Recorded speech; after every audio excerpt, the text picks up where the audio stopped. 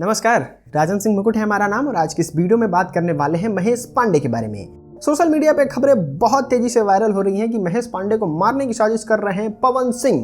अब आप जरा थोड़ा सा दिमाग लगाइएगा तो आपको वीडियो पूरा देखने की जरूरत भी नहीं है कि पवन सिंह इसको क्यों मारेंगे भाई, और मारेंगे भी तो फोन करके कहे अपने फैन से और सुपारी किलर से कहवाएंगे कि भाई इसको ज़्यादा दिन जीना नहीं है।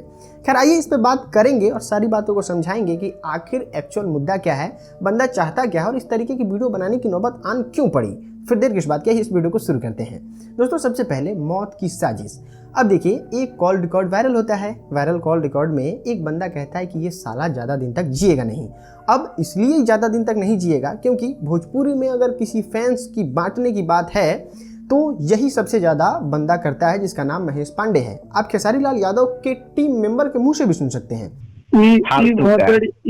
माधव चौराक और भोजपुरी का मैया चोट दिया। हटाना विवाद भइला के बाद गाली गलौज भइल, लेकिन फैन ना बटल रहलन ना बटले सब। लेकिन अब ऐसा कर देले बा एक दूसरा के देखने सब। इसको इस तरीके की ऊंची हरकत, इस तरीके की चुतियापा करने की जरूरत क्या आन पड़ी। तो हम दोस्त आपको बताते हैं कि ये जो बंदा है ये खेसारी लाल यादव की वजह से कम और पवन सिंह की वजह से ज़्यादा फेमस हुआ है। इसलिए क्योंकि पवन सिंह ने एक बार इसको कॉल किया था और इसको बहुत अच्छा फेम मिला। फेम मिलने की वजह से खेसारी लाल यादव ने भी कहा कि अरे पवन सिंह आपको फ़ोन किया, अरे अब तब तक आप हमारे आदमी हैं। अब देखो दोस्त, आओ इस पे हम इसके समरी को बताते हैं कि आखिर इसको इस तरीके की ऊंची हरकत करने की जरूरत क्यों आन पड़ती है। आखिर मतलब ये बंदा चाहता क्या है, क्यों इस तरीके से बकचोदी वाला काम करता है इंटरनेट पे आके। तो सबसे पहले हम आपको बताते हैं इसका मेन टारगेट पता है क्या होता है। खेसारी लाल यादव के गाने को प्रमोट करना, दूसरा आके बिना मतलब का कंट्रोवर्सी करना, तीसरा अपने जीवन यापन करना यूट्यूब के वजह से। अब अगर जब इसका मार्केट कम होने लगता है तो वो कुछ इस तरीके का पब्लिसिटी स्टंट करता है जिसकी वजह से इसका नाम फिर से सुर्खियों में आने लगता है।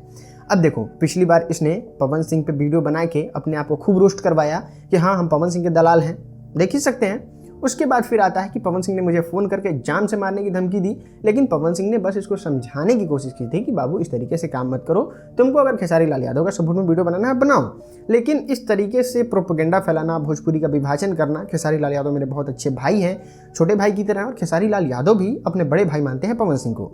दैट्स अ फैक्ट, आप भी इस बात को जानते हैं। लेकिन ये बंदा बहुत ज़्यादा विभाजन कर रहा था जिसकी वजह से पवन सिंह ने फ़ोन किया, लेकिन इसको ये कुछ और जातीय मोड़ और कंट्रोवर्सी कर वर के किसी तरीके से फिर से फैंस को बांटने की कोशिश की।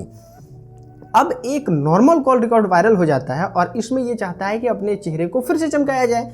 अब इसको जान से, अब हम अपना पर्सनल बात बताते हैं। मुझे मतलब समझिए कि 50-60 को मैसेज रोज़ ऐसा आता है, तुम खेसारी लाल यादव के बारे में नीचा क्यों दिखाते हो, तुमको गोली मार देंगे, तुमको बम से उड़ा देंगे, तुमसे भेंट करो। किसी को अगर कांटेक्ट कर लेते हैं तो किसी माई के लाल में दम नहीं है कि हमको आके वो अपना सही एड्रेस बता दे। कोई ऐसा आदमी आके हो जो हमसे कहे कि हाँ हम तुमसे मिलेंगे इसलिए कि तुम एक गलत काम किए, किसी के पास हिम्मत नहीं है। आएगा फोटो लगाएगा खेसारी लाल यादव का, तो चोर का, तो बिलाई का, तो कुत्ता का, मैंने किसी तरीके से प्रोफाइल में अपना अलग फोटो लगाएगा। किसी तरीके का कोई भी प्रमाण नहीं कि ये बंदा कौन है, और आके बिना मतलब का ज्ञान देगा कमेंट में। तो उस तरीके के लोगों को विश्वास भी हम नहीं करते हैं और हमें उम्मीद है कि आप भी समझते हैं कि इस तरीके के प्रोपेगेंडा फैलाने का मतलब सिर्फ साफ होता है कि ये बंदा जो है वो अपना चेहरा चमकाना चाहता है। अब सवाल ये कि आपको अब लगता है कि कुछ नहीं राजन ये तुम बात जो है वो गलत बोल रहे हो, यहाँ ये चीज़ हो सकता है, वो आप कमेंट में बताइए, मैं उस पर विचार करूँगा। अगले वीडियो में उस कमेंट को हम दिखाने की भी कोशिश करेंगे। अरे मेरे आइंस्टाइन भैया, आपका कमेंट, आप इतना मतलब कितने उच्च विचार रखते हैं आप, ये जरूर हम आपको कमेंट में दिखाएंगे अगली वीडियो में। अगर आपका बात फैक्ट वाला होगा और मेरे बातों को काट रखता होगा तो, और हमें उम्मीद है कि सब कुछ समझ ही गए होंगे। हम आपसे अगले वीडियो में मिलते हैं, तब तक के लिए दीजिए इजाज़त, नमस्कार।